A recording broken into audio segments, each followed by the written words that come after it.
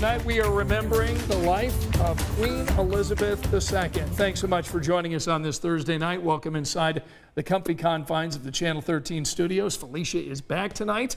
It's good to have you here. And boy, this has been a big day for the world as we all react to the death of the Queen. Absolutely. I mean, this is just such a huge news story, and the impact, I think everyone is feeling it. And even though this isn't our country, it almost was our queen.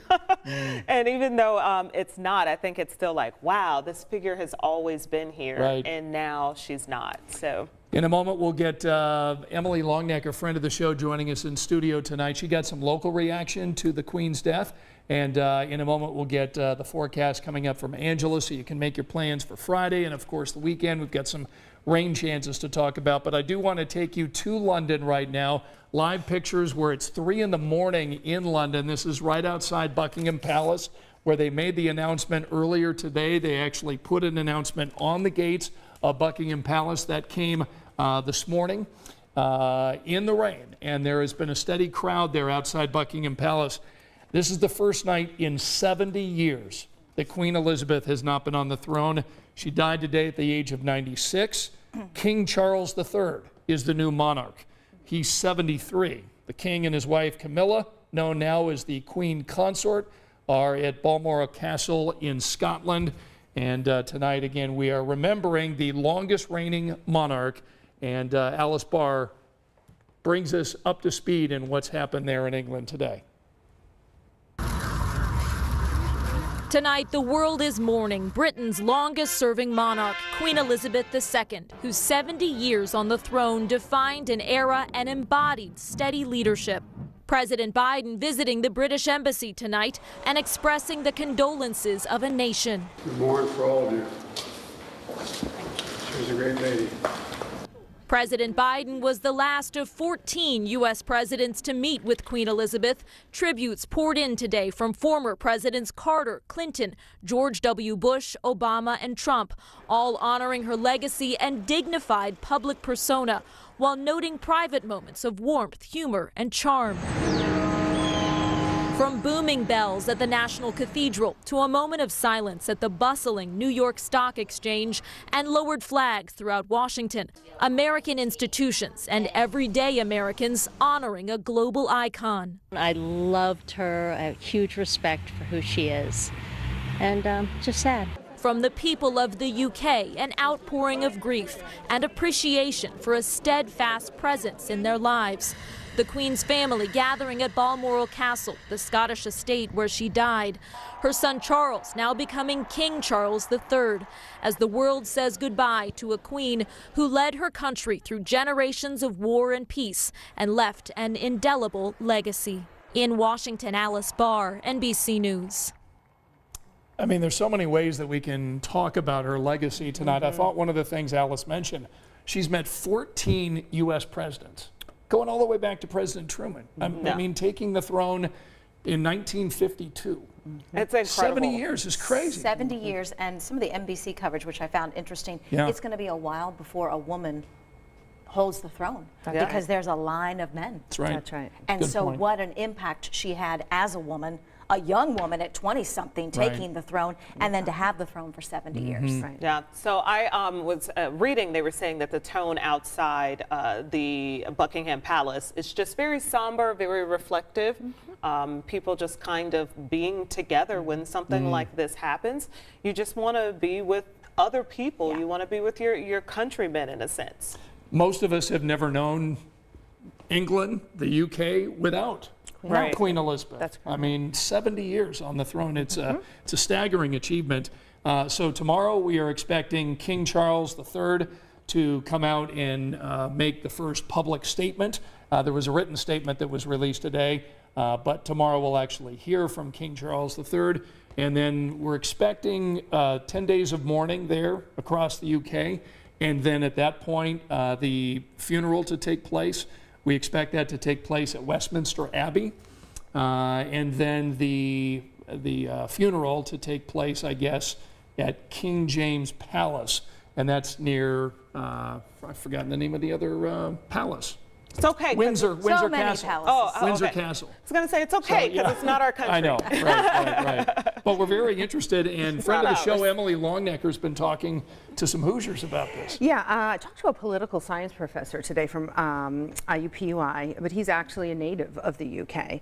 And his take was that it was 13 presidents that she had met with, everyone except for Lyndon Johnson. Yeah, the White House said 14 today. Okay, well, we'll see. So he's saying 13, everybody but Lyndon Johnson. And, you know, when she became Queen, Winston Churchill was the prime minister. And of course, she just welcomed England's new Prime Minister, Liz Truss, 2 days ago. That photo went out. And he was saying, you know, he looked at that photo and he felt like, wow, she looked a little more frail than he had remembered her. Right. So I was asking him about the monarchy, and is the monarchy in modern times still a thing? And he said, you know, last poll that he read, like 80% of Brits still want the monarchy. It is a symbol of their country. He talked about it. It's an apolitical role, right? If the monarch usually doesn't take a side either way, and doesn't get involved in political affairs, but meets with the prime minister once a week. And he was kind of running this all down, and he said it's, you know, they're a figurehead. They're a figurehead. And when you think about the history of it, Queen Elizabeth wasn't really in line to be queen. Her uncle, who was a guy named King Edward, he abdicated the throne. He gave up the throne because he was married to an American divorcee named Wallis Simpson. She was an actress. And that was not the thing to do back then. And it was not looked on very, very well. And so he gave up the throne to his brother, who was Elizabeth's father. So, and then he died at quite a young age in his 50s from lung cancer. And there was Elizabeth, became the queen at 25 years old. Yeah, isn't that something? And she gave that speech. I was watching some of the footage today, and she gave that speech when she became queen about how she really believed in service to her country, and, you know, welcoming all the rest of her countrymen to put the country first and be in service to their country. So, and when you consider the fact that just 2 days ago she was meeting with the new prime minister, it seems like 15th prime minister. Right, exactly. She really lived that out. And she did have 70 years of service. I mean, I think she stood true to that first speech for sure, and got the entire family involved in service. Something that we'll never know, but I'm just extremely curious of just to what some of her final thoughts would have been. You know, as she is, we don't even know if she was conscious or, you know, what that was like. Like I said, we probably will never know. But did she feel proud? Did she feel rested? Did she feel worried? You know, did she feel like, okay, it's time now, that this was just the process of what was to happen? I'm just very curious there. And then how does Prince Charles feel? I mean, I know that this is something that they are prepared for since birth, from the beginning. They are prepared at a very young age to accept the royal title and all the duties that come with that title. However, you can imagine, well, not only this being your mom, but also, whoa, I'm the king now.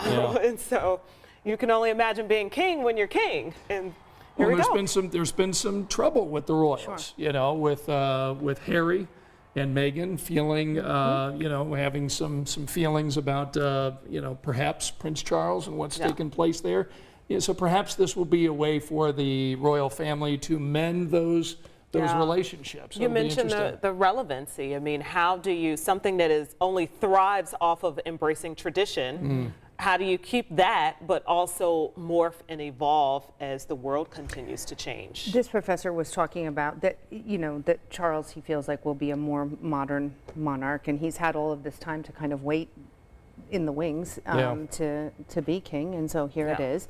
He thought that he would be you know, more modern. I also talked to a woman who is a big fan of the royal family, and she actually went to Harry and Meghan's wedding a few years ago. So, and she remembers being a little girl and watching Princess Diana and Prince Charles get married, and so she, you know, has followed this, and so she was following the news today, and quite sad. So, you know, to that point about families, it's interesting, right? They're the royal family, but I think, I mean, we can probably all admit that there's strife in families, right? No family is perfect, right? And so just because they're the royal family and they wear crowns and live in castles and such, I mean, people still have difficulties with each other sometimes, right? That's real talk. That's real life. I think a lot of us will be interested to watch the funeral coverage in the days and weeks to come to see, you know, how do Will and Harry get along? What's the body language there? I mean, those will all be things that we'll talk about as we, obviously look at what the Queen has done in the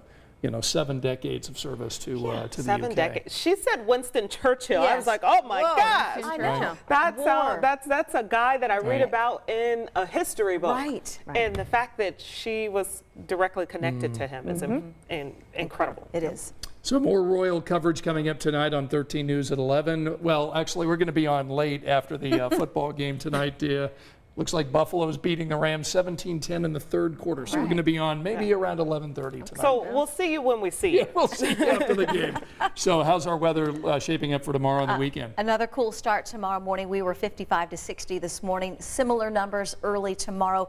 Forecasting 61 Indianapolis, but 55 in Lafayette and Kokomo, 58 tonight in Muncie and Bloomington, and 56 in Bedford. Lots of sunshine tomorrow, 76 midday and highs 80 to 85. Very comfortable levels of humidity. So high school football is going to be perfect. Oh, my gosh. Perfect. Love the weather. Tomorrow evening. Humidity climbs as we head into the weekend. We'll be tracking a weather system that's kind of coming our way from the south, and then a cold front from the northwest. The combination of the two brings us rain chances, but not a washout. So best advice for outdoor plans, just check Live Doppler 13 radar first. We've got several people saying hello to Emily tonight. Happy to see Emily with us tonight. And I think I know this answer, but I'm going to ask Emily to jump in here. Tammy wants to know, wonder what Camilla's title will be since Charles remarried. Queen consort. Queen consort, right? Queen That's consort. what- yeah. In fact, I think Queen consort was exactly what Queen Elizabeth hoped that Camilla would be, right? Right. Yeah. Yeah. So I think that will be the new title. Hope that answers that, right? Queen Elizabeth's husband wasn't a king, right? No. Or was he? Prince Philip, He was right? Prince He was Philip. Prince Yeah. Philip. Okay. Right. So we have a lot of other folks. Glenn joining us tonight. Carla joining us. Anastasia is back with us. Wes saying hello to everybody. Anita is saying prayers for the family. And Beverly checking in from Anderson. Ralph from Alabama. Good to have all of you with us. So go back to the football game on Channel 13, and we will see you once that football game ends. Thanks so much for joining us here on our streaming show at 10. Good night.